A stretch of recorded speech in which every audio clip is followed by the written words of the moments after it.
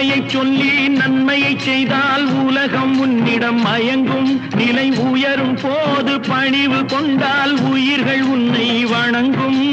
உண்மை என்பது அன்பாகும், பெரும் பணிவு என்பதும் பண்பாகும்.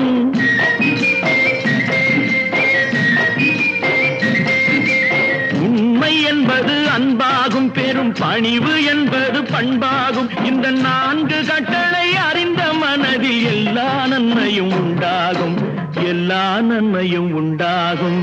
6 மனமே 6 அந்த ஆண்டவன் கட்டளை 6. 6 மனமே 6 அந்த ஆண்டவன் கட்டளை 6.